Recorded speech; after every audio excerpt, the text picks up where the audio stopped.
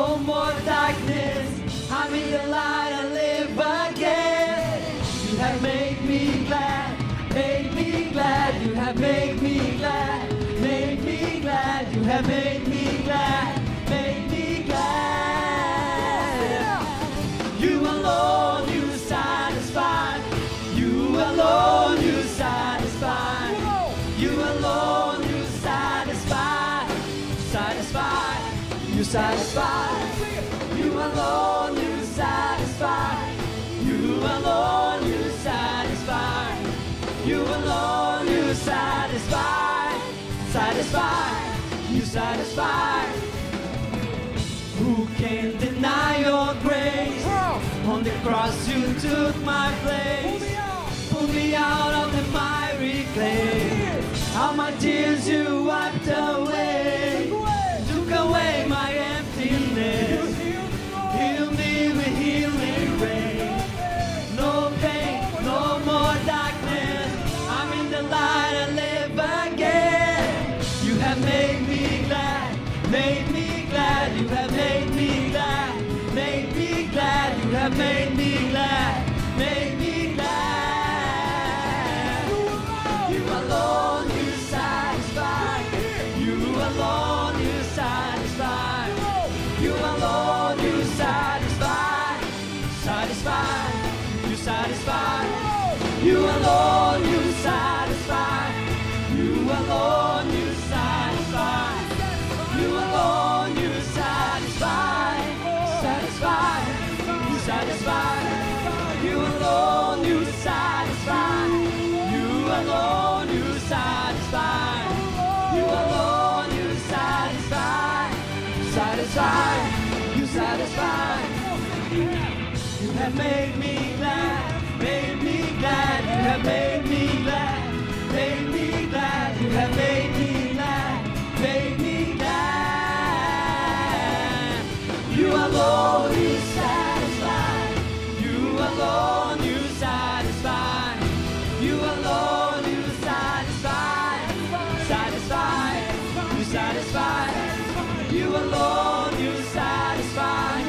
You alone, you satisfy. You alone, you satisfy. Satisfy, you satisfy. I am satisfied. I am satisfied. I am satisfied. You. I am satisfied. I am satisfied.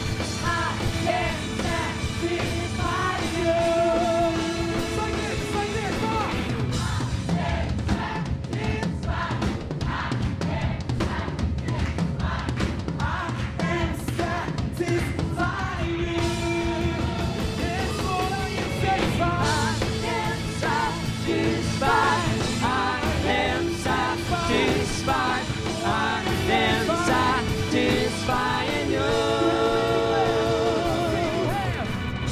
Made me glad, made me glad. You have made me glad, made me glad. You have made me glad, made me glad.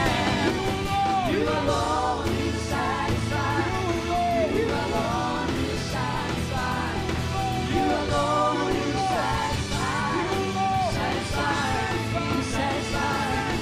You alone, you satisfy. You alone, you satisfy. You alone, you satisfy. Satisfy, satisfy. I am satisfied. I am satisfied. I am satisfied. I am satisfied.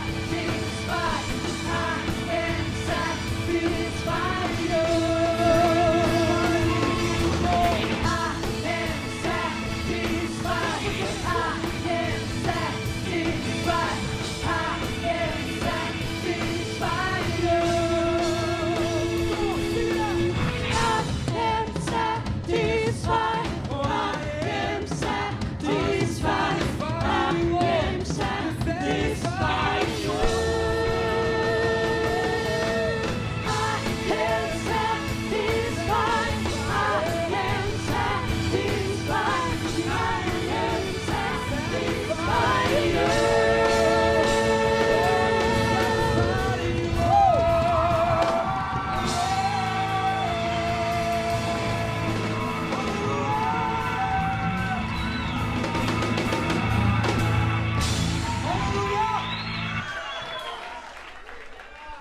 Aleluias! Bom é adorar esse Deus vivo, santo e maravilhoso.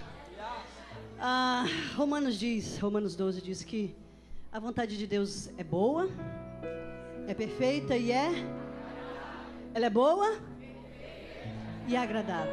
Mas não sei se isso acontece com vocês, muitas vezes esse versículo não match com aquilo que você está vivendo, right? Ou é só comigo que acontece? Eu sei que acontece com você também. Umas 2 semanas atrás eu saí da clínica do doutor e saí muito, muito triste, muito decepcionada com a minha fé.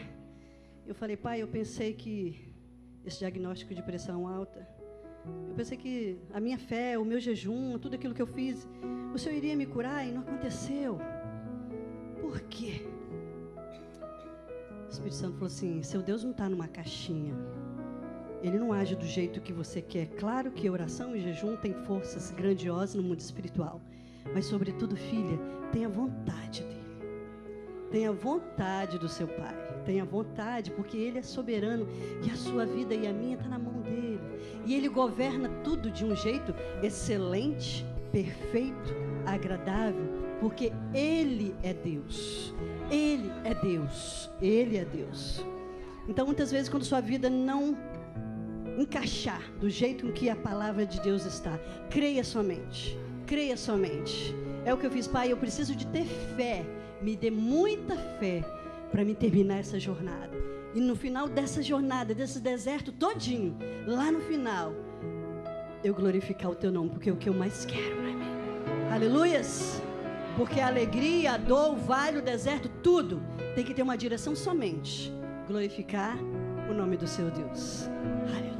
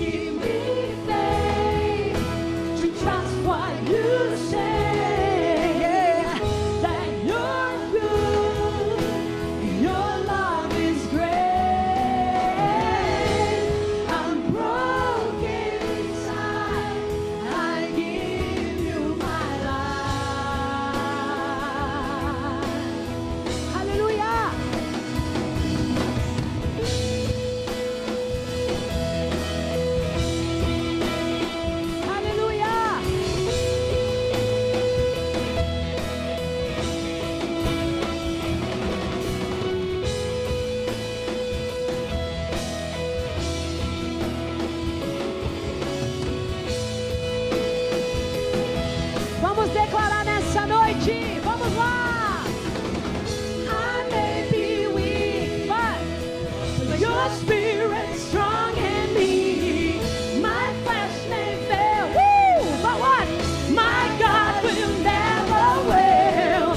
I may be weak, but your spirit strong in me. My flesh may fail, my God, you never will. Give me faith to trust what you say, that you're good and your love is great. I'm broken inside, but what?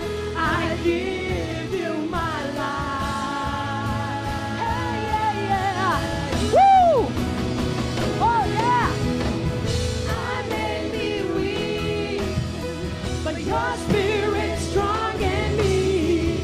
My flesh may fail, your God you never will. I may be weak, your spirit's strong in me. My flesh may fail, my God, let me hear you. Vocês. I may be weak, your spirit's strong in me.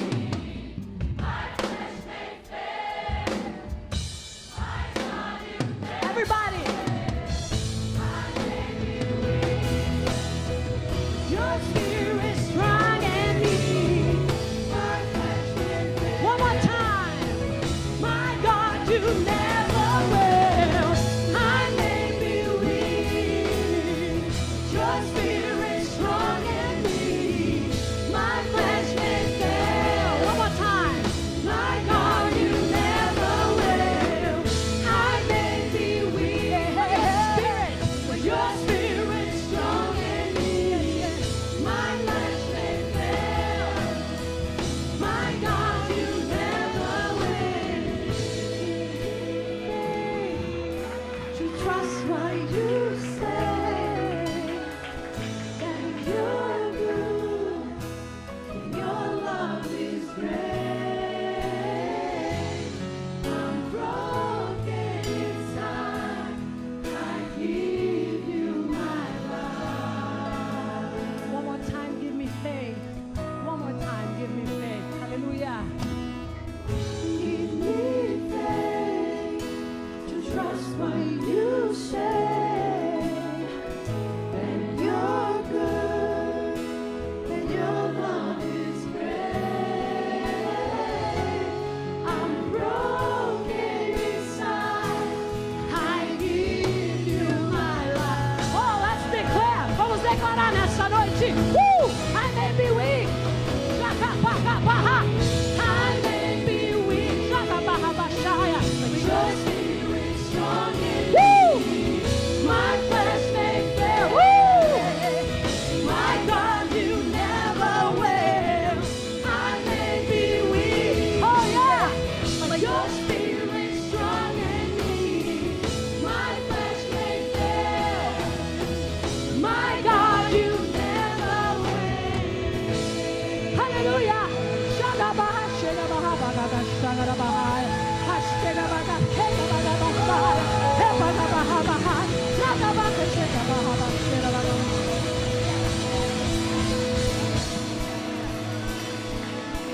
Aleluia. Aleluia. Ele é Deus e sempre será. E ainda que essa sua dor e a minha também muitas vezes queira dizer: aonde está o seu Deus? Você se levanta e diz: meu Deus está no mesmo lugar, poderoso, maravilhoso, excelso, grandioso. Ele cuida de mim. Ele nunca me abandonou e nem nunca vai me abandonar. Eu sou a menina dos olhos dele. Ele te ama. Creia. Creia somente. Jesus.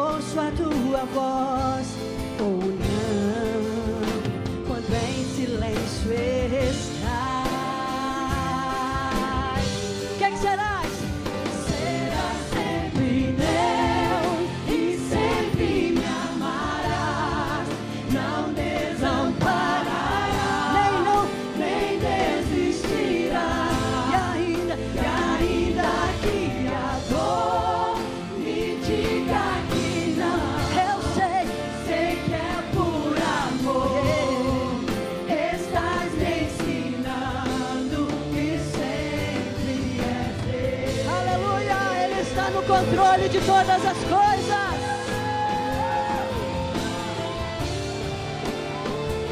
Ele nunca abandona o seu jamais. É Deus de ontem, hoje e eternamente. Ele não muda, Ele nunca mudou, nunca vai falhar. Aleluia, Senhor. Bendito seja o teu nome.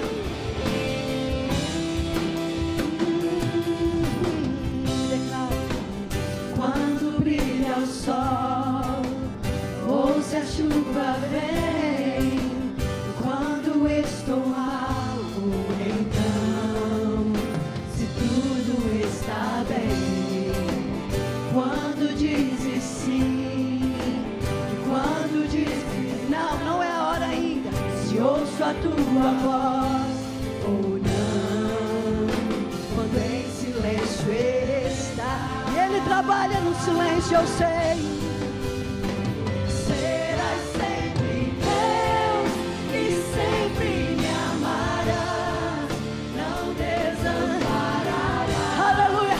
nem desistirás. E ainda que essa dor, e Ainda que a dor me diga que não, eu sei.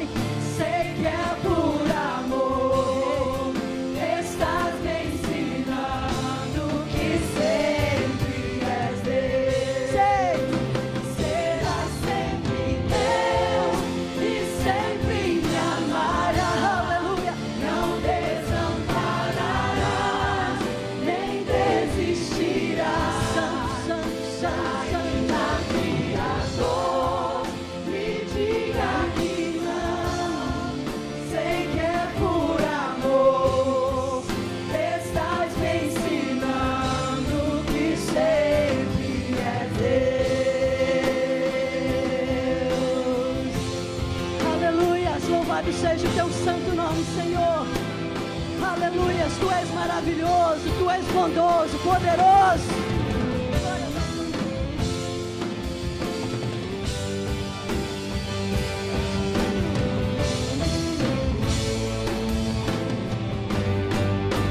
Serás sempre Deus e sempre me amarás, não desampararás, nem desistirás.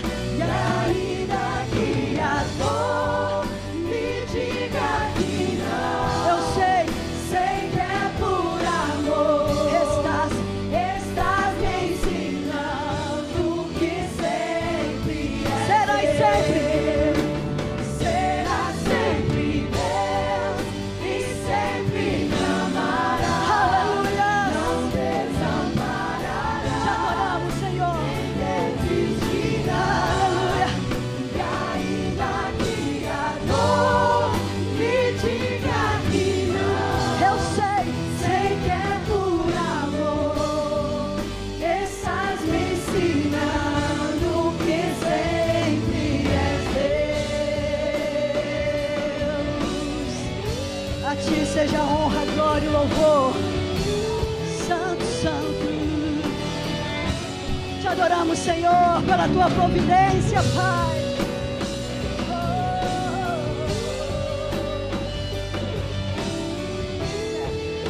Recebe a honra e a glória.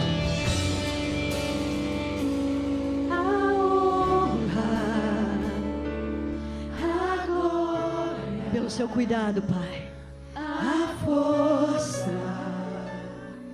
e o poder ao Rei Jesus. Tudo a ti. E o louvor Sempre a Ele, ao Rei dos Reis. Jesus. A glória, Todo louvor. a força Aleluia. e o poder ao Rei Jesus. E o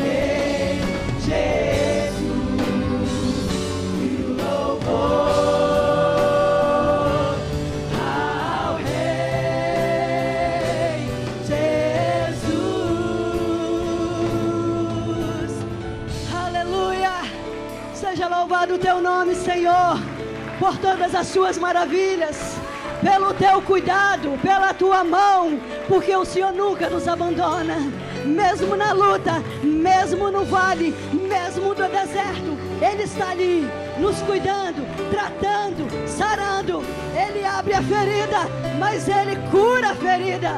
Aleluias, a honra e a glória, a honra,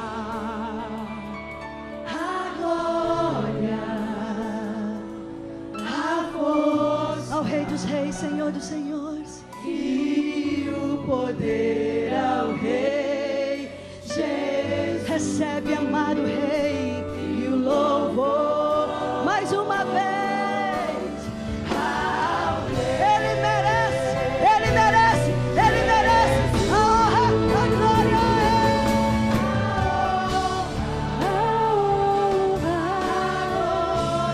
a glória, a força e o poder ao Rei Jesus, e o louvor ao Rei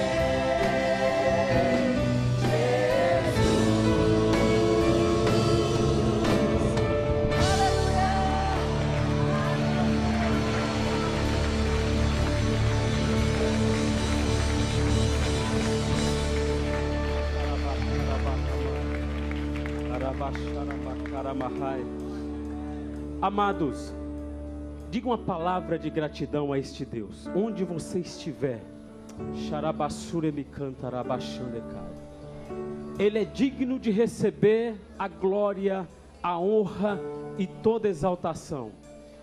Abre os seus lábios e expresse pelo menos uma palavra de gratidão ao único Deus verdadeiro, o único Deus poderoso, Deus forte, aquele que nunca, jamais nos desampara, aquele que pela palavra tem nos concedido força e graça para caminharmos uma milha a mais.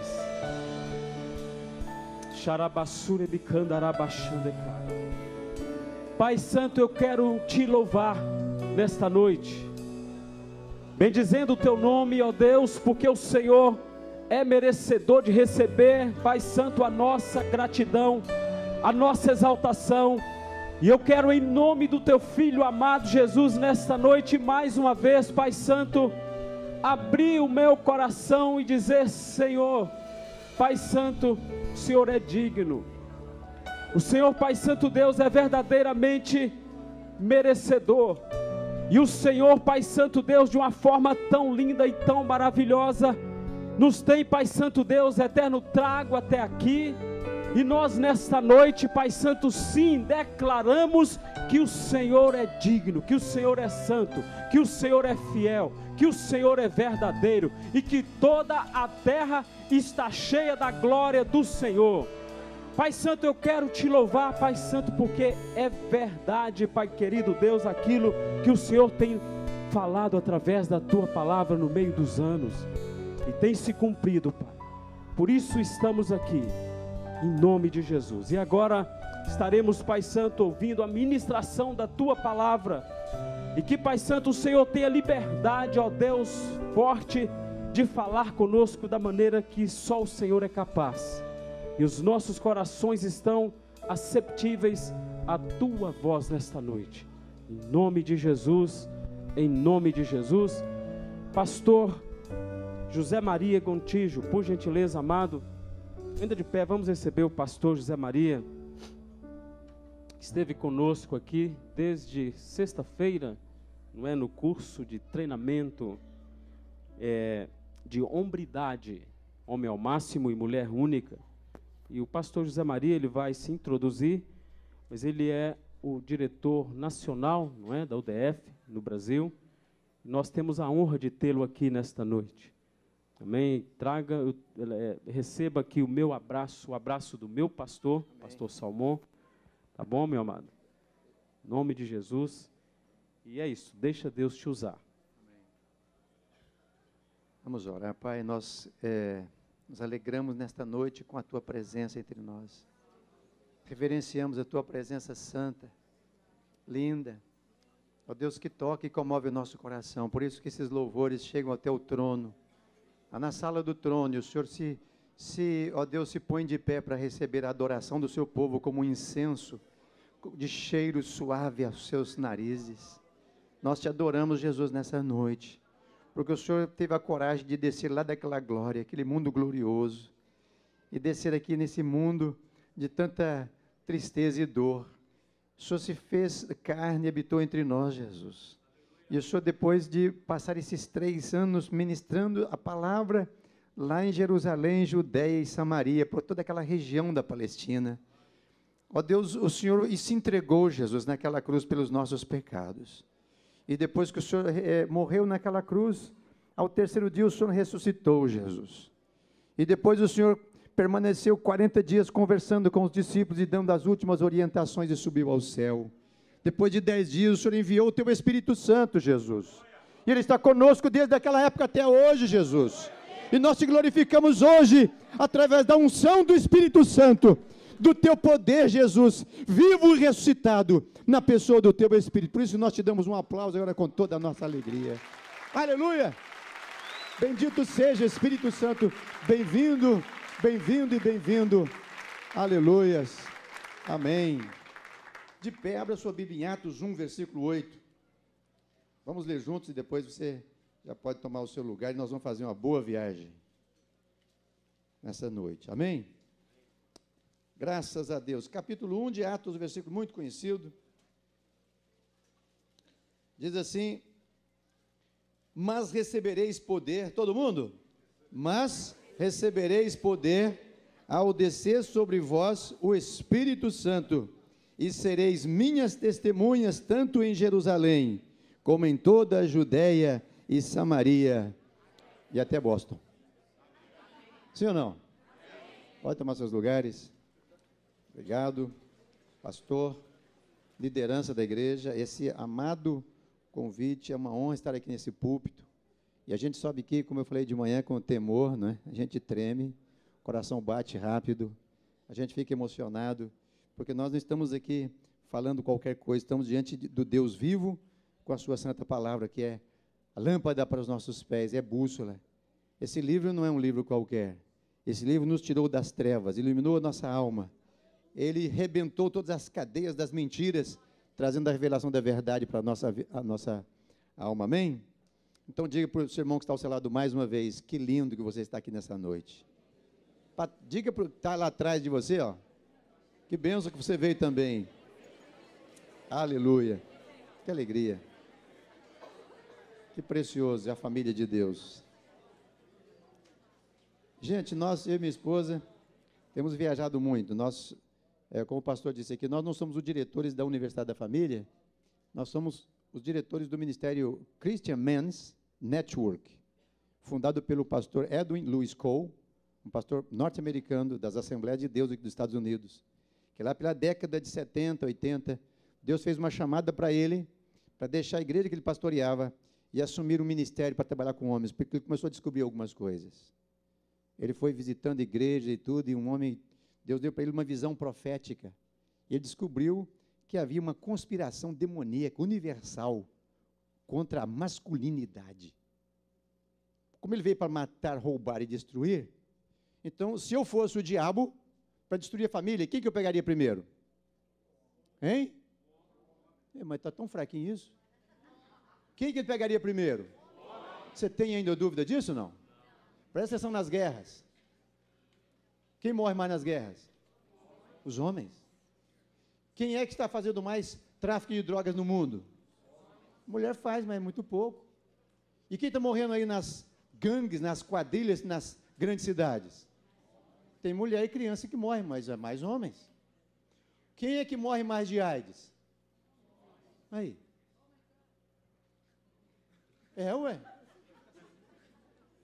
Agora, existe uma conspiração para tirar o homem daquilo que Deus criou ele para ser. Deus criou, quando quis criar a raça humana, quem que Deus fez primeiro? Adão, o homem. Ixi. Isha é a palavra para homem em hebraico. Ish, né? Nossa.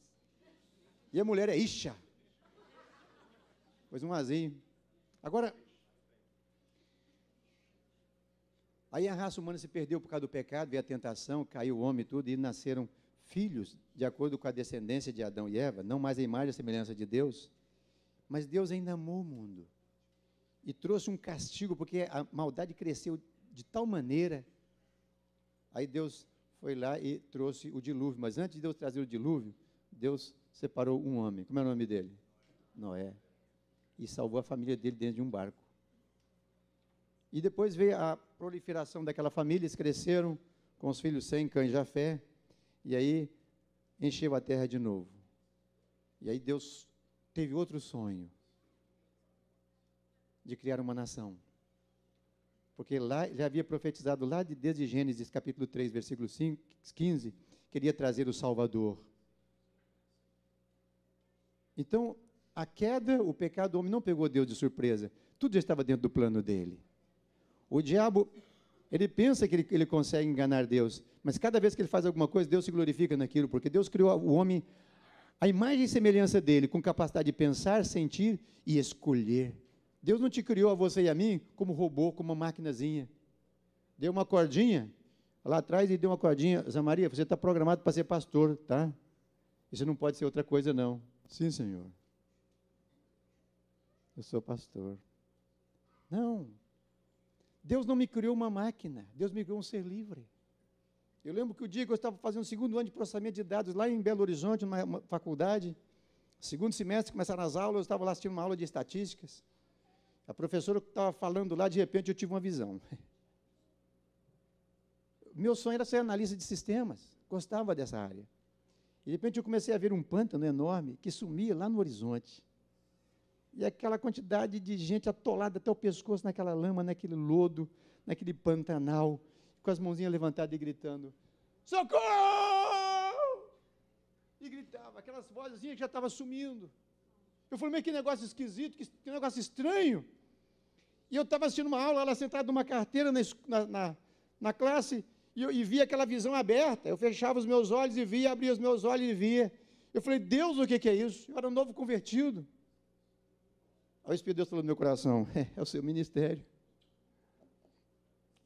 Se você quiser continuar a sua carreira, eu vou te abençoar do mesmo jeito, você é meu filho, e o meu amor por você é o mesmo. Você pode ser o que você desejar ser. Você é livre, eu te criei livre. Eu te salvei e revelei meu amor a você, mas olha aí o seu ministério, olha a quantidade de gente lá. Ó. E eu me converti numa igreja que trabalhava com recuperação de viciados. E aí, quando eu vi aquela coisa, eu falei, Deus, o que é isso? E o Espírito de Deus começou a ministrar no meu coração, eu comecei a chorar vendo aquela coisa, e Deus falou, essas são as almas que estão te esperando. E eu baixei minha cabeça ali naquela carteira e chorei, até que a aula acabou, as pessoas foram embora, eu fiquei lá, debruçado. Eu podia ter dito, não, eu vou continuar minha vida, Senhor. Eu estava trabalhando numa empresa, uma subsidiária do Ministério do Interior, lá em Belo Horizonte, que no Nordeste é a Sudene, lá no Amazonas é a Sudã, em Minas é a Suvale. E essa empresa cuidava do maior projeto de irrigação da América Latina. Eu estava trabalhando muito bem empregado, ganhando dinheiro, uma situação boa financeira. E naquela hora o meu coração disse, sim, Senhor, eis-me aqui. Deus falou, eu respeito a sua vontade, você pode continuar fazendo o que você quiser. Mas aí está o seu ministério, aí está meu plano para a sua vida. E eu então fechei ali os meus cadernos, meus livros, e eu nem voltei para trancar minha matrícula.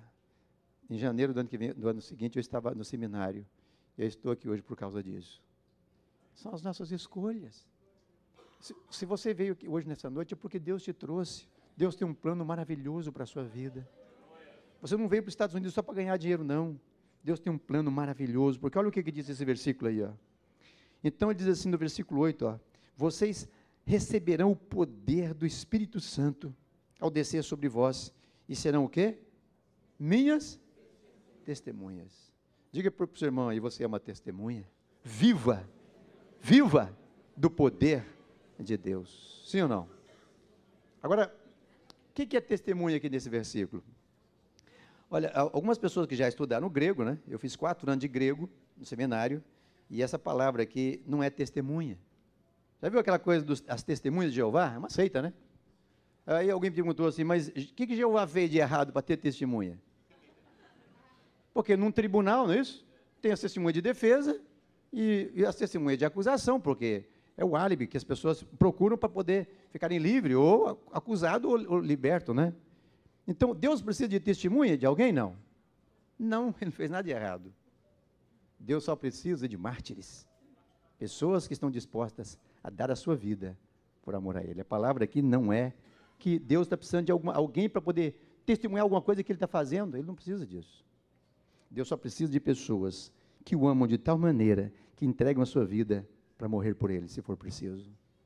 E nós criamos uma zona, então, de conforto, de segurança, porque o mundo exige, o mundo moderno exige muita coisa, toda essa parafernália de tecnologia, nós ficamos loucos por causa disso.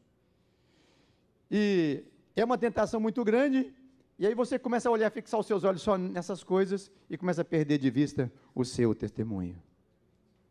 E aí a sua vida se torna inoperante, é de domingo, cada domingo na igreja, e de segunda a sexta e sábado, a gente vive como se fosse pagão. E domingo cristão. E essa dicotomia cria uma tristeza, uma angústia dentro do coração dos nossos filhos, dentro das nossas casas. Olha aqui, eu gostei demais disso aqui, o projeto de Deus abençoando famílias. Então, a visão dessa igreja familiar, sim ou não, pastor? Então, não conheci o pastor Salmão, pela foto aí, mas que coisa linda que é isso, que projeto, Deus ama a família. E quando Deus quis, então, formar uma nação, Ele chamou um homem, como é o nome dele? Abraão, sim ou não?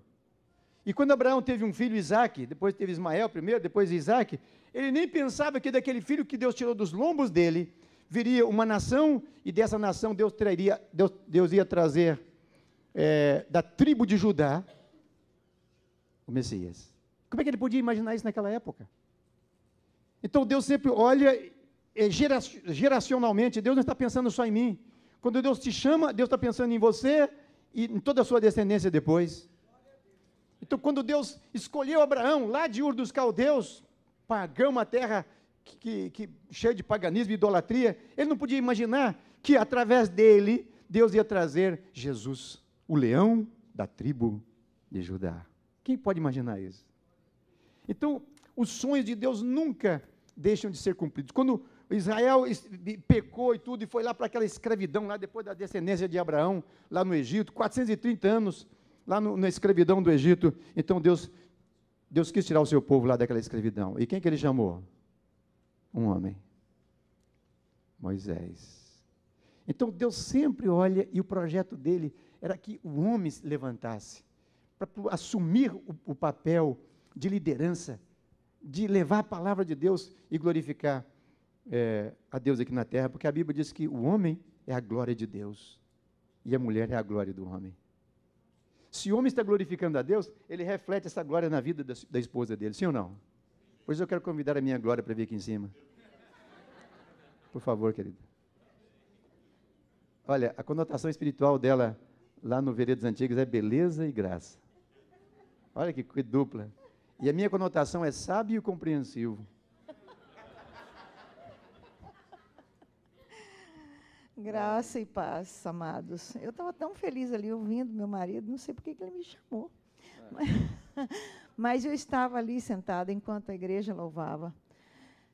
E eu comecei a pensar, o que é que Deus tem de mais precioso? Alguém tem a ideia? O que é que Deus tem de mais precioso? Alguém se arrisca? Na terra. Na terra. O que Ele tem de mais precioso aqui na terra? A igreja dele. Diga eu. Deus olha do céu. E a gente acha, às vezes, só defeitos na igreja, né? Os olhos da gente vão naquilo que é negativo. Mas Deus é ainda o melhor que Ele tem aqui nesse mundo. É a sua igreja. E nós estamos sendo trabalhados para sermos apresentados a Ele como noiva, né? Vestida, adornada no dia final. Então, nós somos o melhor de Deus aqui na terra. Que Deus os abençoe. Já fiz minha pregação. Amém. Obrigado, querida.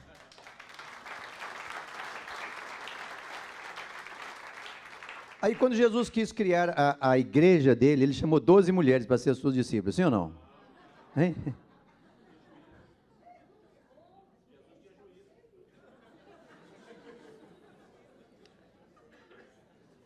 Olha, cadeira de mau gosto. Olha, por quê? Por causa da responsabilidade. A missão do homem é levar a glória de Deus sobre os seus ombros. Você já reparou que o homem tem os ombros mais largos que as mulheres? Tem algumas exceções às vezes, mas... E você reparou que o quadril das mulheres é maior que o dos homens? É a missão dela. É levar, gestar as próximas gerações para Deus. Então, a coisa mais gloriosa que uma mulher pode fazer nesse planeta é gerar um filho e uma filha, sim ou não?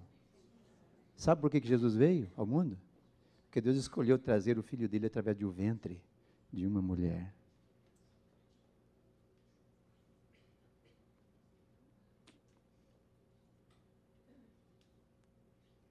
E a mensagem judaico-cristã era uma coisa tão esquisita que, mesmo dentro do cristianismo, nós às vezes não entendemos isso.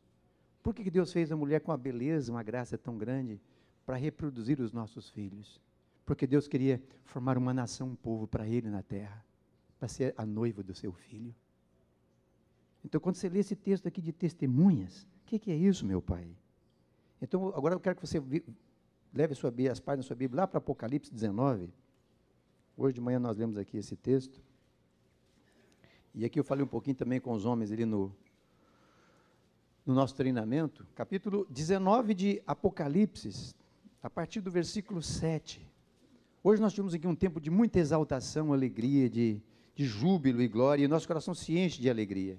Agora você imagina o dia que nós estivermos lá na eternidade. E porque todo o trabalho de Deus com a história da raça humana é de preparar desde Adão até nessa consolidação, nessa consumação, que é a apoteose, é o encerramento da história de Deus com os homens, vai ser nesse dia que imagina a alegria. Porque ele diz assim no versículo 7, alegremo-nos. Depois diz assim, exultemos. O que é exultação? É muito mais do que alegria.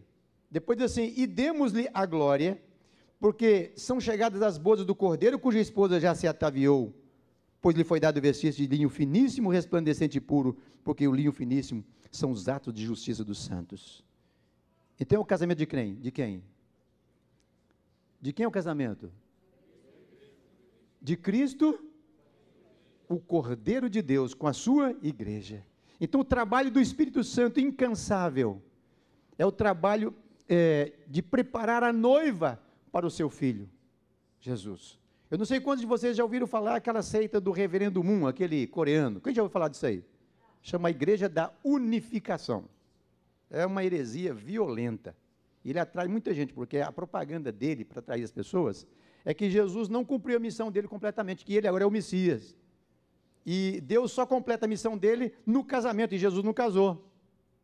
Então ele faz casamento no estádio, assim, nos lugares, casa 1000 casais, 2000 casais de uma vez, casamentos coletivos. Então a proposta dele é uma proposta tão tentadora, só que ele, porque é uma heresia, ele não teve a revelação do Espírito Santo, porque Jesus não se casou ainda. Diga comigo. Jesus não se casou ainda. Ele não podia casar aqui na terra. Era o Filho de Deus. Então Deus estava preparando desde a eternidade uma noiva para ele. E naquele dia, eu fiquei imaginando as orquestras celestiais tocando, e a noiva chegando lá toda branquinha, aqui como diz aqui, resplandecente e puro, e o noivo lá esperando a sua igreja chegar, e o Pai Celestial fazendo esse casamento. Você pode imaginar isso? A nossa cabeça é tão pequenininha, que a gente fica assim pensando, meu Deus, que coisa grande é essa? É glorioso isso, é tão grande, que nós não conseguimos conceber na imaginação, por mais fértil que ela seja, por mais ficção que a gente tenha, a gente não consegue imaginar o que vai ser esse dia de Cristo casando com a sua igreja. É grande demais. Mas o meu coração vibra quando eu penso nisso, que eu vou estar lá naquela festa. Olha o versículo 10 diz assim, versículo 9 então, diz assim, então me falou o anjo é que estava mostrando para ele essas coisas, ele diz assim, escreve, João, bem-aventurados, aqueles que são chamados à ceia das bodas do Cordeiro. Bem-aventurados, aqueles que são convidados a participar de quê? Hein? Não fala das bodas só, fala de quê mais? Da ceia. Sabe quantos anos os estudiosos dizem que essa ceia vai durar? O que é uma ceia? É uma festa depois do casamento, depois vai ter uma festa. Sabe quantos anos alguns pensam que vai durar essa festa? Você pode imaginar isso? Nós vamos estar na eternidade. Alguns dizem que vai durar 7.000 anos essa festa. E o que é 7.000 anos na eternidade? Nada. Porque o número 7. Aí diz assim, e acrescentou, essas são as verdadeiras palavras de Deus. Versículo 10, prostrei-me ante os seus pés para adorá-lo, e o anjo me disse, não faça isso, eu sou conservo teu e dos teus irmãos que mantêm o testemunho de Jesus. Outra vez entra a palavra testemunho aqui, Adora a Deus. E aí depois ele diz, na última frase, pois o testemunho de Jesus é o espírito da profecia. Recebereis poder quando venha sobre vós o Espírito Santo, e sereis minhas testemunhas. Aqui ele diz, olha, sou conservo teu e dos teus irmãos que mantêm o testemunho de Jesus, que continuam sendo testemunhas de Jesus. Adora a Deus, João, porque o testemunho de Jesus é o espírito da profecia. Então, quando nós nos colocamos nas mãos do Espírito Santo, e Deus nos usa para sermos testemunha de Jesus, nós nos tornamos o quê? Hein? Não, quando nós nos colocamos nas mãos de Deus, do Espírito Santo, para Deus nos usar com o testemunho de Jesus, em que nós nos tornamos? O que está escrito aí, gente? Hein? O que está escrito aí na última frase, eu acabei de ler? Hein? Profetas e profetisas. O espírito da profecia é o testemunho de Jesus, ou seja, quando você começa a testemunhar, a testificar as mudanças, os milagres que Deus está fazendo na sua vida, então o testemunho de Jesus vem e a mensagem profética sai.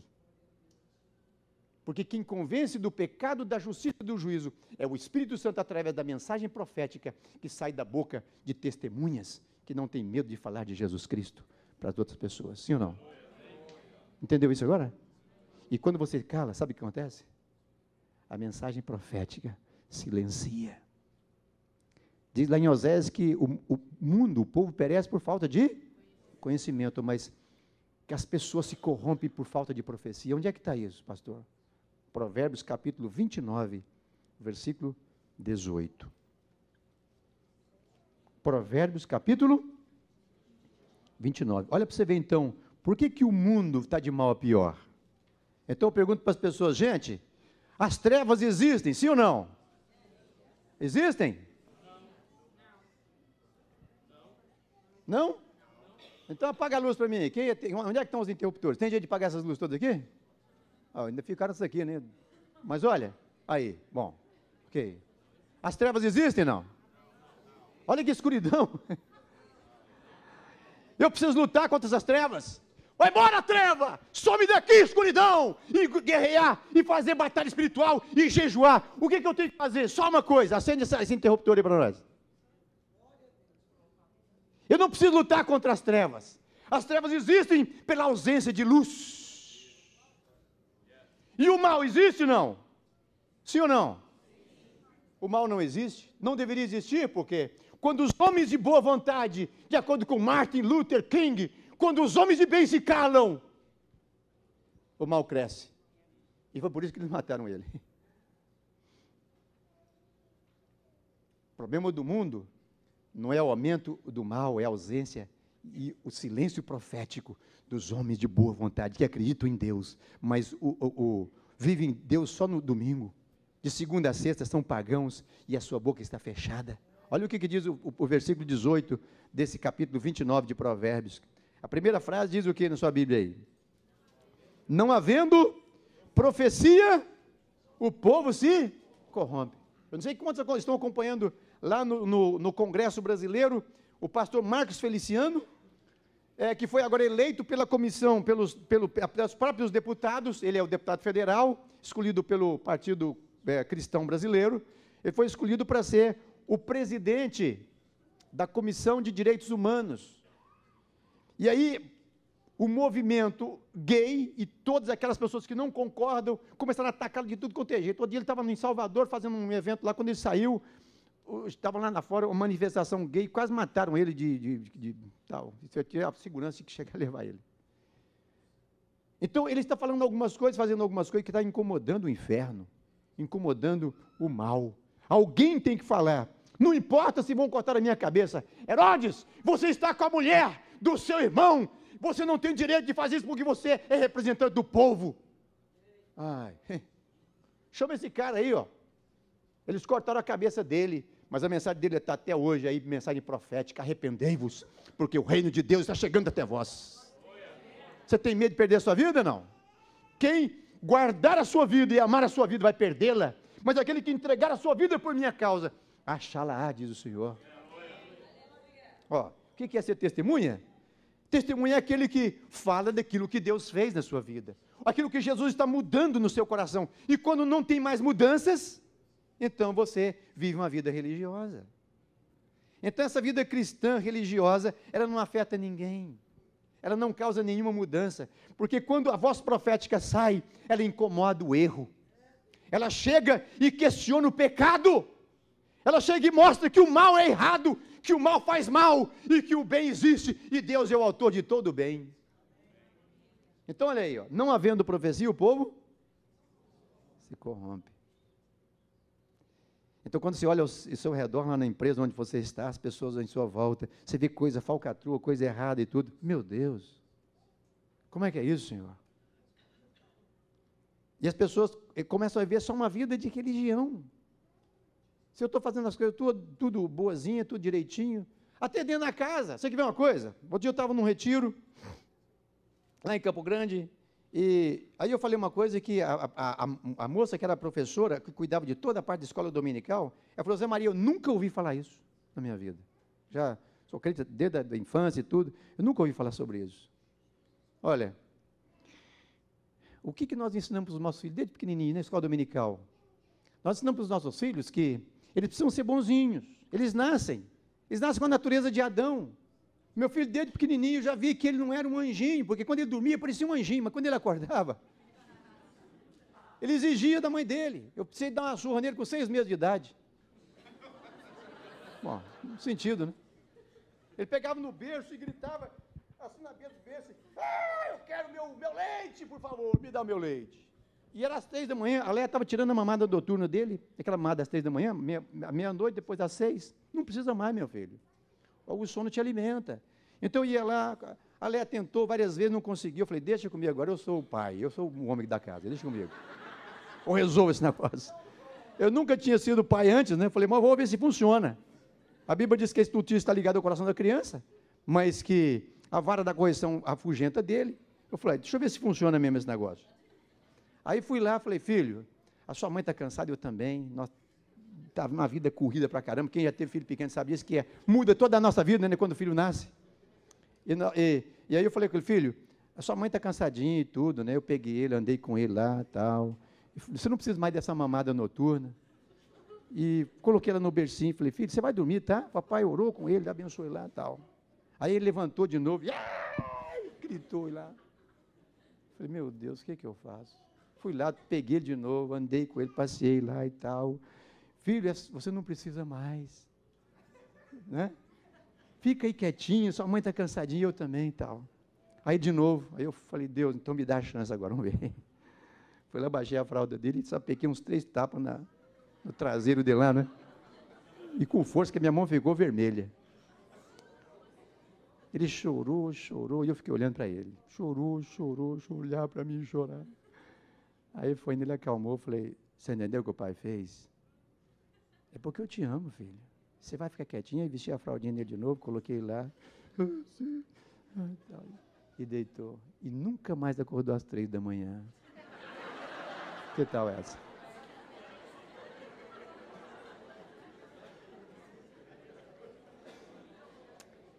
Já nasce com a natureza. A natureza de Adão está lá, egoísta, quer tudo para ele, mesquinho, tudo. Mas quando dorme parece um anjinho.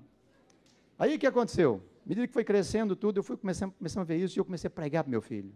Filho, isso, filho, aquilo, o pecado produz morte, o salário do pecado, a recompensa do pecado é morte. E não é só a morte física, a gente morre de diversas coisas. Então eu fui explicando para ele desde pequenininho. E eu, como eu falei hoje de manhã, eu fazia culto em casa de até 3 horas com os meninos e com a Leia. Porque eu tinha medo de ser um pai passivo, banana, irresponsável e covarde. Eu sou pastor da igreja, mas eu não quero deixar a escola dominical ensinar meu filho. Eu que gerei ele para Deus. Eu não queria gerar ele para o mundo. Então eu quero ensinar os meus filhos desde pequenininho. Eu fui exagerado mesmo. Eu fazia culto de 3 horas com eles. Pai, não quer brincar, pai. Só mais esse, espera aí. Mais um versículo. E aí foi indo. E depois, claro, eu tive que me arrepender do meu exagero, que eu fui exageradão. Aí eu tive que voltar atrás, na adolescência, eles já não queriam mais saber de fazer culto. Pai, chega, pai. O senhor já deu muito. E tal, né? Então, eu depois tive que reunir com eles e explicar que realmente eu tinha sido exagerado. Era o meu medo, meu temor. Eu prefiro temar por excesso do que por omissão. Quantos de vocês que são pais, que tem quanto tempo que você não faz um culto com a sua família em casa? E depois você reclama o quê? Quando seus filhos chegam na adolescência? É só crente só no domingo? Olha, agora nós tivemos recentemente o congresso lá em Sumaré, o 9º congresso da família lá em São Paulo, da Universidade da Família, e quem estava lá era o fundador de um ministério aqui nos Estados Unidos, que chama Fé no Lar. Se você tiver curiosidade, buscar na internet isso, você vai ver o que significa esse movimento nos Estados Unidos hoje. Fé no lar. Não é só na igreja. Para unir aquela coisa do pence laranja. Laranja é a cor, união de 2 cores. Quais são? Vermelho e amarelo. Dá o quê? Laranja. Não, laranja é a cor vermelha, que é o lar, o coração, né? A cor do sangue, a vida. E a igreja é laranja, é a vida do testemunho, a luz que brilha na sociedade. Hein? No amarelo, né? Então, se você pega o amarelo e o laranja, então dá uma coisa que se chama... Não, como é que é? Amarelo e vermelho, não, laranja. Então, esse pence laranja é um conceito novo de que não deixe só por conta da igreja. Por quê? A igreja não tem a responsabilidade de ensinar o seu filho. Ensina a criança no caminho que deve andar. Então, alguns fazem assim, pastor, está aqui os meus filhos, os professores de escola dominical cada domingo, já cumpri a minha... E de segunda a sexta, os seus filhos não ouvem a Bíblia através dos seus lábios. Na hora de deitar, eles deitam com filmes, com joguinhos, não sei mais quanto, e eles estão longe do que é Deus no lar. E muitas vezes a mãe, porque ela sente essa pressão, é a mãe que ora com os filhos, ela que conta história, ela que lê a Bíblia, ela que faz as coisas, e o pai está longe disso, e você é o homem. Deus quer levantar homens nessa igreja para serem homens fortes, cheios do Espírito Santo, para conduzir a sua família para o céu. Agora, a estatística que esse pessoal fez desse ministério é que aqui nos Estados Unidos, ele fez uma pesquisa durante 10 anos, pesquisando alunos universitários, principalmente dos primeiros anos de universidade, e ficou escandalizado com a pesquisa, pastor. 80% de filhos de crentes que saíram de lares evangélicos e foram para a universidade estão fora da igreja hoje. O que vai ser da geração desse pessoal que casa depois e que tipo de filho eles vão gerar? É por isso que está aí agora a Suprema Corte, com essa questão toda aí, de liberar o casamento de homens com homens e mulheres com mulheres na Suprema Corte dos Estados Unidos da América. Que tal isso? Olha, se você desvia, tem o tal, eles falam através do tal do desvio de 2 graus, certo? 2 graus aqui com 10 centímetros é muito. Então, você desvia 2 graus, quando você vem lá na pontinha, não é muito, desviou ali um centímetro. Mas quando você começa a caminhar, o que vai acontecendo? Esses 2 graus foi desviado aonde, lá atrás? Não sei. Quem que abriu as portas disso? Começaram a tirar educação cristã das escolas, oração das escolas, e não sei mais quanto, e foi mudando algumas coisas, e agora nós estamos aí com uma brecha enorme, até dentro das autoridades da Suprema Corte e das autoridades mais importantes do país mais poderoso da Terra. E vocês moram aqui. Não havendo profecia, o povo se corrompe. Onde estão os profetas? Se você silenciar, as coisas não vão ficar melhores, não. Agora, se você calar os seus lábios, Deus vai cobrar de você depois. Por quê? Deus te levantou. É você e eu. Nós não podemos calar os nossos lábios, porque geração de profetas calados é uma geração que vai sacrificar os seus filhos lá naquele ídolo que se chama Moloque, filhos entregues aos demônios. Então, como eu expliquei para vocês, à medida que o meu filho foi crescendo, eu vi que tinha alguma coisa nele que precisava mudar. Não dependia só da escola dominical, tinha uma natureza adâmica, uma coisa ruim lá dentro dele. Deus, então como é que eu faço? Deus, à medida que a gente foi... eu nunca tinha sido pai antes. Deus, então o que eu faço? Mostra para ele que Jesus morreu na cruz, que Jesus foi crucificado. Olha, uma vez eu fui disciplinar o Samuel e a Priscila. Eles tinham feito algumas coisas erradas, minha filha estava não sei quanto tempo, uns 2, 3 anos, o Samuel mais velho que ela, uns 2 aninhos. E eles já tinham feito várias vezes a mesma coisa. E eu cheguei lá e fiquei preocupado, falei, Deus, o que eu faço? Porque é tão dolorido você disciplinar. Não é fácil. E eu sempre tinha uma varinha pronta para disciplinar. Né? E eu levava eles para o banheiro, conversava com eles antes, pegava a Bíblia e mostrava, filha, aqui, ó, por que o papai disciplina? Não é porque eu quero. A Bíblia diz isso aqui, ó, tá? Mostrava os versículos lá no provérbio, tem vários cheios de provérbios, disciplina de filho. Sentei com os 2 lá, tudo, e conversei e tal. E falei, olha, eu vou fazer uma coisa que eu nunca fiz.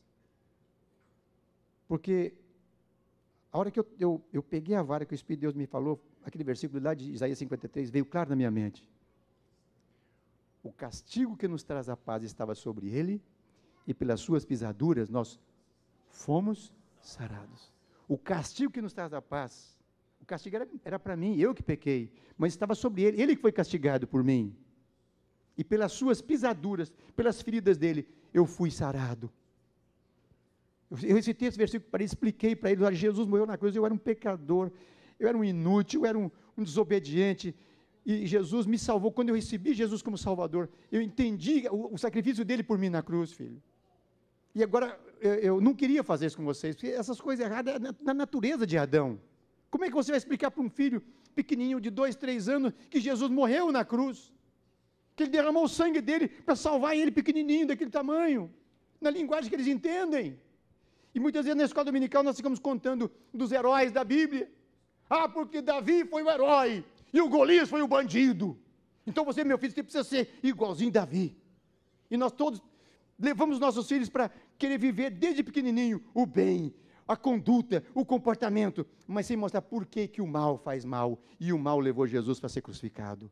Eles então crescem com aquela sensação que eles precisam ser bonzinhos o tempo todo. Meu filho, você não pode ser desobediente, você não pode falar mentira, você não pode fazer isso. Mas por quê, pai?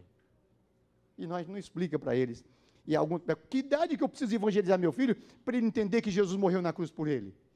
Desde o ventre, eu orava para meu filho, a Léa barrigudona lá, já 8 meses, eu ajoelhava na beira da cama toda noite antes de dormir, pegava um salmo, um versículo e lia para ele, Samuel, é o papai que está aqui agora, e apontava para a barriga da Léa e falei, papai está falando com você isso, filho, e você a hora vai entender a palavra de Deus. Depois eu orava com ele, põe nas mãos da barriga da Léa. Sabe o que acontecia? Várias vezes, não, Léa?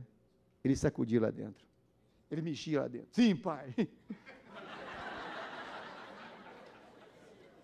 Aí o que aconteceu? Nessa vez que eu fui discipliná-los, não sabia fazer, peguei a varinha, expliquei para eles tudo e tal, e falei, olha, o papai vai fazer uma coisa agora, com base nesse versículo aí, filho. Tirei a camisa, me ajoelhei lá de 4, e pus a varinha na mão de Samuel, falei, Samuel, você vai me dar agora umas varadas para valer nas minhas costas, porque eu deveria fazer isso com vocês, mas me dói tanto isso, fazer isso é tão dolorido para mim.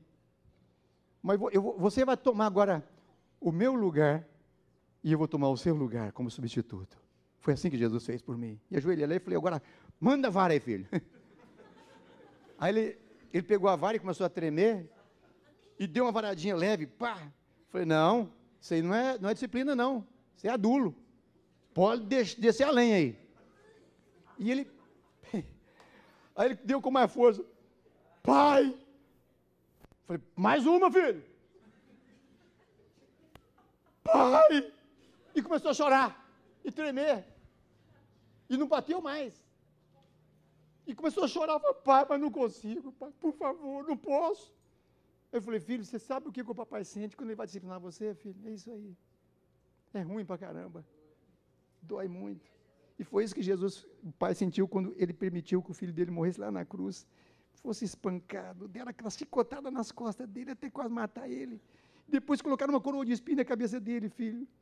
E depois colocaram ele lá na cruz e 2 pregos grandes entraram nas mãos dele e nos pés. Ele morreu porque eu pequei, porque eu fiz o mal. Uma criança pode entender isso, sim ou não? Pode. Mas se você deixar isso por conta da escola dominical, ele não vai entender isso, não. Porque na escola dominical só conta dos heróis. Porque ele precisa ser bonzinho, não pode mentir, não pode fazer isso. Isso é conduta, caráter transformado pelo sangue de Jesus, só por revelação do Espírito Santo. E é você o responsável disso. Então, pregar para um filho é a coisa mais gloriosa que existe nesse planeta, porque ele é o meu filho, eu gerei ele. Como é que eu vou dar ele na mão de uma professora da escola dominical para ensinar o meu filho o caminho de Deus? Não posso fazer isso.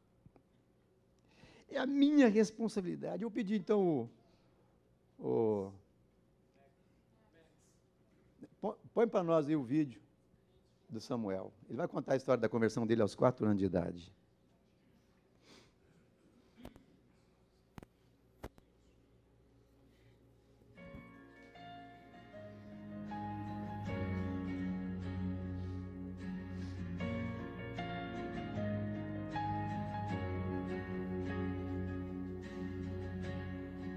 Tem uma história muito especial que eu quero contar.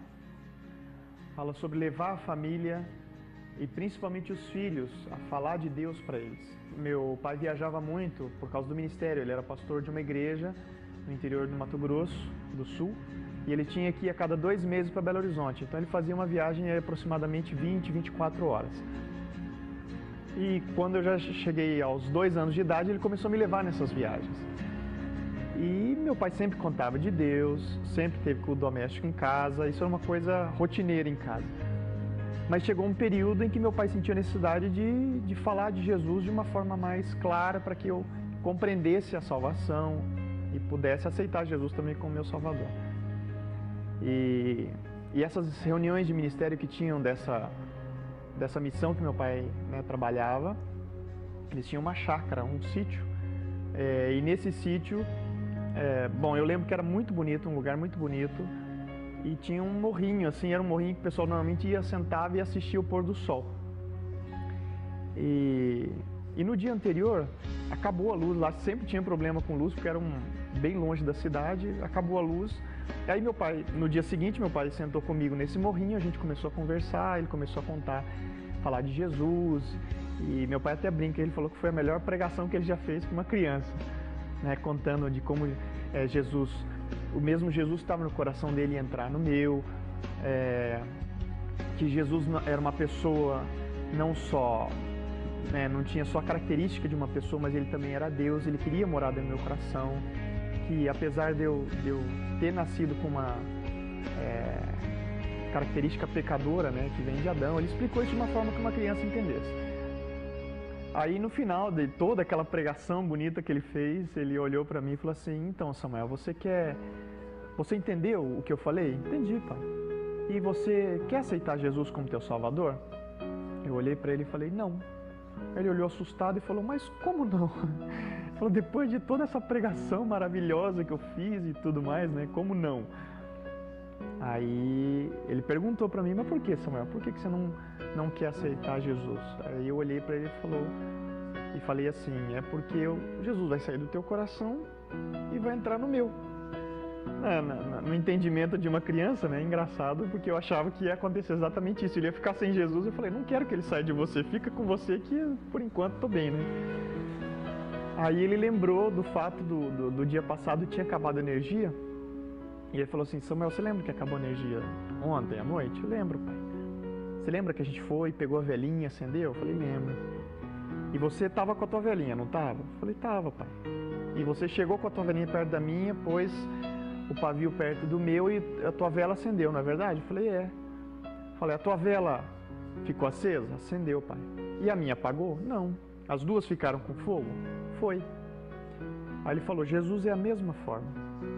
Jesus, ele tem a capacidade de estar no teu coração assim como ele está no meu. Você entendeu, filho? Entendi. E agora, você quer aceitar Jesus? Aí eu falei, bom, agora eu quero. E aí, naquele pôr do sol, meu pai orou comigo, né, de uma forma que uma criança conseguisse aceitar Jesus e entrar no coração. E eu fiz a oração e desde aquele dia, a minha vida nunca mais foi a mesma. Apesar de ter nascido num lar cristão e ter todo o entendimento de uma pessoa cristã que precisa de salvação e tudo, eu tenho o marco do dia em que eu nasci de novo. E graças a Deus, por todos esses, mesmo com os erros que meu pai cometeu durante a vida e tudo, ele conseguiu transmitir para mim toda a palavra de Deus, o conhecimento, principalmente naquela faixa etária em que a criança mais absorve as coisas. E eu, pela graça de Deus também, né, não me desviei do Evangelho. Tinha alguns maus momentos, mas nunca desviei, nunca saí da igreja. E hoje eu tenho uma vida, estou servindo a Deus no mesmo lugar que meu pai serve, tempo integral com a minha esposa. E hoje eu tenho a felicidade de dizer que tudo aquilo que meu pai semeou lá no passado, desde criança, né, com culto doméstico diário em casa, até uma certa idade, depois era o culto semanal. Aquilo fixou no meu coração e as lembranças que eu tenho, não só da Bíblia, mas do cotidiano, são principalmente esse tempo que eu passava com meus pais.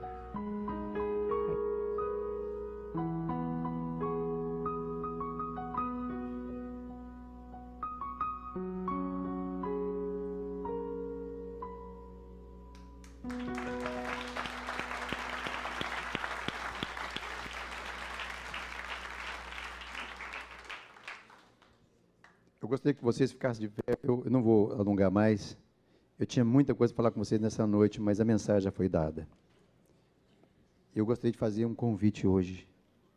Se você está negligenciando ser um profeta dentro da sua casa, hoje é o dia do seu arrependimento. O que adianta você ganhar o mundo inteiro e pregar para muitas nações e a sua família está sendo destruída? Eu tenho a felicidade de hoje estar aqui diante de vocês com a minha esposa, os nossos filhos servindo a Deus, a Priscila lá em Campo Grande com o nosso genro e a nossa filha servindo a Deus lá na primeira igreja batista também. E nosso filho servindo a Deus com a nossa nora lá na UDF. E não foi sempre assim. Meu pai morreu aos 37 anos bêbado num acidente. Minha mãe ficou viva com 8 filhos. E nós passamos muita pobreza lá no norte de Goiás. Muita dificuldade. Minha mãe lavou roupa muitos anos para fora, para as pessoas da sociedade, porque meu pai morreu e deixou a gente na lona, na miséria. E eu lembro até hoje que ela ficava até de noitinha lá, lavando, depois à noite ia passar aquelas roupas, e eu ia ainda, antes de dormir, ainda ia entregar aquela roupa nas casas, para receber o dinheirinho, para ter comida no dia seguinte.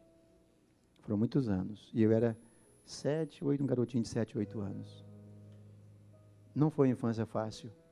Minha adolescência não foi fácil, sofri muito. Fui preso em Goiânia aos 13 anos, espancado, me maltrataram muito numa delegacia inocente. Eu não sabia por que eu tinha sido preso. Eu contei para os irmãos aqui do treinamento.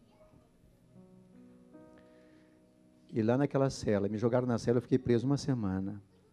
E lá naquela cela eu olhava para aquelas grades lá fora, via lá fora o horizonte, não conseguia dormir à noite, e via lá fora as estrelas. Eu dizia, esse não é o meu destino. Eu não conhecia Deus. 10 anos depois, aos 23, toda a minha família já tinha se convertido. Minha irmã mais velha que eu se converteu, Marta, ela já estava bebendo igual meu pai. Conheceu um rapaz, casou com ele. E ela orou pela família durante muitos anos. Marta. E ela que era cuidando da minha mãe. Eu visitei minha mãe domingo passado, antes de vir para cá, lá em Belo Horizonte. Viajei de São Paulo. Ela me ligou, Zé Maria, vem aqui, porque se você quiser ver sua mãe viva, ela está no hospital nas últimas. Ainda fui lá, viajei, não tinha mais passagem de ônibus, nem de avião, era um feriado. Peguei o carro, Samuel me levou de carro até Belo Horizonte, e eu fui direto para o hospital e fui ver minha mãezinha, com 91 anos. Ela converteu com 60 anos, ao meu ladinho, lá na casa dela, no apartamento dela. Eu ganhei meu filho aos 4 anos, no meu colo, e ganhei minha mãe ao ladinho meu, com 60 anos, sentadinho na cama dela. E minha mãe está com 91 anos.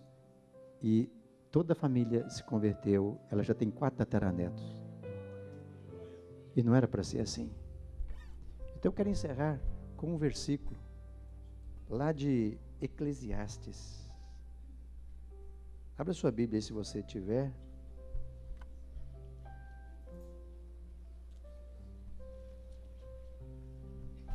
Capítulo 7 do livro de Eclesiastes, está depois de Provérbios, né? Versículo 8. Olha o que diz esse versículo, que coisa linda. Então, o meu passado foi muito ruim. Minha infância foi muito dolorosa. Muitos traumas. Quando nos casamos, eu e Leia, ela sofreu muito ao meu lado, porque ela veio de uma família estável. Não era perfeita, mas estava. O pai pastor, os irmãos criados no Evangelho desde pequenininho. E eu vim de uma família destruída. Muita dor. E ela teve a paciência de suportar esses 35 anos, e Deus está fazendo a obra dele até hoje na minha vida. Aquele que começou boa obra em vós, há de aperfeiçoá-la. Então olha o que diz nesse versículo 8 do capítulo 7 de Eclesiastes. Melhor é o fim das coisas do que o seu princípio. Então diga para o irmão que está ao seu lado aí, olha. Diga assim, ó, na vida, não é como começa que conta, é como termina. Quando eu fiz 60 anos, eu dei uma festa, lá na UDF.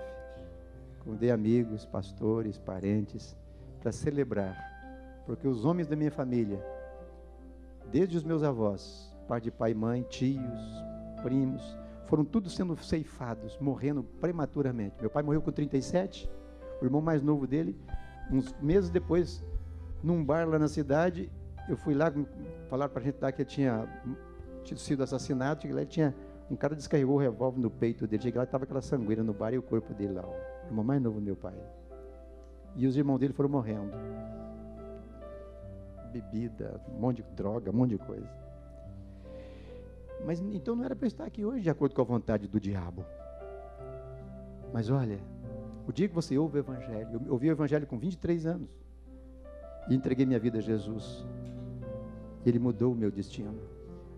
Por isso que estou aqui hoje com tanta felicidade, que não cabe aqui dentro do meu peito. Uma alegria tão grande. Então é o testemunho da minha vida. Essa mensagem é profética. Não importa se o passado não. O que você sofreu, o que você viveu, trauma, dificuldade, lutas na família. O que importa é o que você está vendo de agora em diante. Se hoje você entregar a sua vida de verdade a Jesus, se você entregar o seu coração para Jesus, não é para ser domingueiro, mas é para você servir a Deus como testemunha dele e ter nos seus lábios uma mensagem profética. Eu quero continuar servindo meu Deus até o último dia da minha vida. Eu não sei quanto tempo eu vou viver ainda, mas depois que eu fiz 60 anos, eu considerei uma coisa tão interessante. Até os 30 foi a minha formação, casei, tive os meus filhos. De 30 até os 60 anos foi a minha realização. Eu passei 15 anos no campo missionário, 10 na Bolívia. E depois dos 60 em diante, quando eu fiz 60 anos, eu falei, Deus, que coisa gloriosa. Eles chamam de terceira idade, melhor idade, um monte de coisa. Mas sabe o que eu estou chamando? É a formação, realização e a celebração. Eu quero celebrar a minha vida com Deus nos últimos anos da minha vida, com energia, com força, com fé, com entusiasmo para Deus, porque Ele me tirou lá da lama, lá do lodo, lá de um passado de aflição e me mostrou um futuro de esperança. Não importa o que você passou e viveu, o importante é o que você quer viver de agora em diante.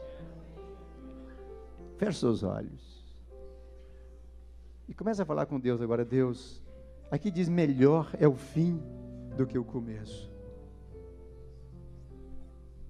Muitos começam mal, não importa. Tropeções, dificuldades, lutas, sofrimento. Não importa isso. Muitos foram abusados sexualmente. Aos 7 anos eu fui abusado sexualmente. E Deus já me curou disso. Aos 13 eu fui preso e Deus já me curou disso. Aos 23 anos eu conheci o Rei da Glória, o meu Pai eterno, que me deu a sua paternidade. Hoje eu sei quem eu sou filho do Deus vivo. O filho do meu Pai celeste.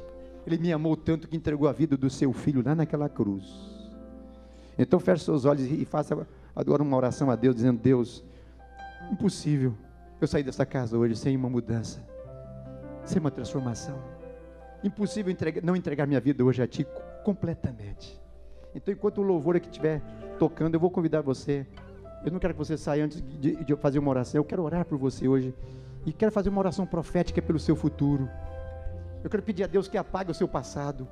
Eu quero pedir a Deus que te cure os seus traumas, as suas dores. Retire todas as mentiras que o diabo tem falado no seu coração. Porque Deus está aqui hoje para revelar a você a verdade dele que nos liberta. E conhecereis a verdade, e a verdade vos libertará. Então feche seus olhos agora e comece a orar. Diga: Deus, por favor, eu não quero sair dessa casa como eu entrei, não, Senhor. Eu quero sair dessa casa hoje. Eu quero que o Senhor faça um milagre dentro de mim. Perdoa os meus pecados. Salva minha alma. Eu não quero ser um pai negligente. Eu não quero ser um homem negligente. Eu quero ser um homem herói para minha família. Eu quero ser um patriarca, não só o pai que faz filhos. Eu quero deixar para os meus filhos, netos e bisnetos um legado de fé, de amor a Deus e de esperança de vida eterna. Então feche seus olhos agora e eu quero fazer um convite. Enquanto os irmãos estiverem louvando, eu quero pedir que você saia do seu lugar. Eu quero orar por você. Se é a primeira vez que você vem aqui, segunda, se você já veio muitas vezes e está desviado do Evangelho, eu quero que você saia do seu lugar e venha aqui, colocando a sua vida no altar de Deus. Eu quero que a minha família, Senhor, te sirva. Eu quero que os meus filhos te sirvam. Eu me arrependo hoje de estar sendo negligente, omisso, covarde, rebelde. Eu quero colocar o meu coração nas tuas mãos hoje, Jesus. Eu e minha casa, nós queremos servir o Senhor com alegria e com esperança. Então feche seus olhos e à medida que o Espírito de Deus tocar no seu coração, saia do seu lugar, vem aqui. Eu quero orar com você, com todo o meu amor, com toda a minha alegria. Não, este não pode ser teu fim. Aleluia. Não é o que Deus sonhou pra ti. Não podes aceitar. Vem. Ver tua família Vem. se acabar. Vem. Tua esperança se apagar. Deus te ama muito. Tua fé O sangue do Cordeiro te purifica. Não importa se você é criança, adolescente, difícil crer adulto, jovem. se tudo em volta diz que não. Vem essa noite. Deus te cura, salva, perdoa.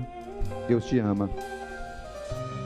E tudo que nos prometeu e sobre tua viveção as mesmas bênçãos de Abraão. Sim, Senhor.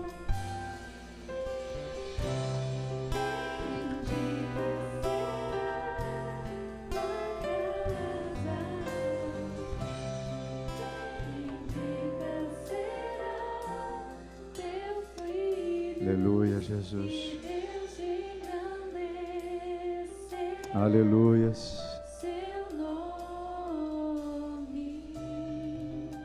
Vem. Eu quero convidar a igreja a estar orando agora, intercedendo. Esse momento é um momento de um milagre. Só Deus faz milagres. Ninguém pode salvar ninguém, perdoar pecado de ninguém, só Deus. Vem, ainda tem tempo. Se o seu coração está batendo forte, você está emocionado, é o Espírito Santo que está fazendo isso dentro de você. Não resista. Hoje é o dia da sua salvação. Hoje é o dia de você começar uma nova etapa de vida com Deus. Se você está longe daquilo que Deus sonhou para você, nessa noite, de Deus, eu quero voltar ao primeiro amor, recuperar o tempo que eu perdi, Eu quero ser um profeta, uma profetisa. Eu não quero silenciar os meus lábios mais. Profetas calados numa sociedade que está morrendo, está se entregando ao mamon, está se entregando aos demônios. Deus, vou convidar a igreja toda a levantar as mãos agora. Nós vamos orar por essas pessoas. É um momento profético. Se você é líder na igreja, se você quer vir orar com as pessoas que estão aqui e ajudá-las, é um momento de guerra, de batalha. Existe tanta coisa que está em jogo agora. Existe tanta angústia, tanto mistério, tanto segredo nos corações. Vamos orar. Igreja, levante suas mãos para cá. Vamos orar. Pai, nós agora entregamos essas pessoas que estão aqui na frente, Senhor. Nós entendemos tudo que o Senhor fez, todo o sacrifício que o Senhor fez, Pai. Foi tão difícil para o Senhor mandar o seu filho. E quando ele estava ali morrendo naquela cruz, que o Senhor contemplava aquelas dores, o Senhor virou as costas, pois quando Jesus se disse: por que me desamparastes, Eloi? O Senhor não suportou, Pai, mas foi por amor que o Senhor enviou o teu filho. E nós reconhecemos a nossa pecaminosidade, a nossa maldade, reconhecemos a nossa preguiça espiritual, reconhecemos a nossa covardia, reconhecemos, ó Deus, a nossa desobediência e rebeldia, Senhor. Foi isso que matou o Senhor lá naquela cruz. E é por isso que nessa noite nós agora nos humilhamos na tua presença e choramos diante da sua presença, Deus, porque reconhecemos que esse amor tão grande, ele pode transformar as nossas almas. Então perdoa-nos, Deus. Põe a mão no seu peito agora e diga: perdoa-me, Jesus. Lava a minha alma com o teu sangue agora, Jesus. Eu quero levantar nessa noite para ser uma voz profética. Eu quero levantar aqui nessa noite, nessa igreja. Ó Deus, eu quero levar esse recado, esse testemunho no meu coração, que o Senhor transformou a minha vida nessa noite. Espírito Santo, sela agora esse testemunho dentro da vida de cada irmão, de cada irmã, de cada pessoa que veio aqui à frente, Senhor, e desse povo amado que nessa igreja vida, que, ó Deus, as famílias dessa igreja sejam transformadas, que os filhos não apenas recebam, ó Deus, um evangelho, ó Deus, fraco, um evangelho fácil, mas que cada criança nessa igreja, Pai, receba nos seus lares, e que através dessa amada igreja, ó Deus, essa mensagem do Cristo que morreu por nós para salvar a nossa alma da morte, do inferno e do pecado, Senhor. Obrigado, ó Deus, por este tempo, obrigado por este momento, Pai. Nós agora profetizamos na vida dessas pessoas um novo futuro, nós profetizamos na vida deles uma nova dinâmica na família. Nós pedimos, ó Deus, que o lar deles se transforme, ó Deus, num pedaço do céu. Ó Deus, remove todas as barreiras, ó Deus, todas as mentiras dos demônios, todos os hábitos ruins, todas aquelas coisas que a televisão, a internet, toda essa tecnologia atrapalha. Ó Deus, em nome de Jesus, nós pedimos que o Senhor coloque nos homens dessa igreja a coragem de serem patriarcas, o valor, ó Deus, de serem sacerdotes, e a missão de conduzirem a sua família para a eternidade. Ó Deus, ponha na vida de homens dessa igreja, ó Deus, um ministério forte, que a hombridade seja nessa igreja o marco, ó Deus, e que essa igreja tenha uma história, antes e depois de que os homens tomaram posição como homens valentes nesse lar, nessa igreja e nessa sociedade, Pai. Obrigado por este tempo, Jesus. Nós te agradecemos pelo teu perdão, pelo teu perdão. Eu gostaria que vocês ficassem de pé agora e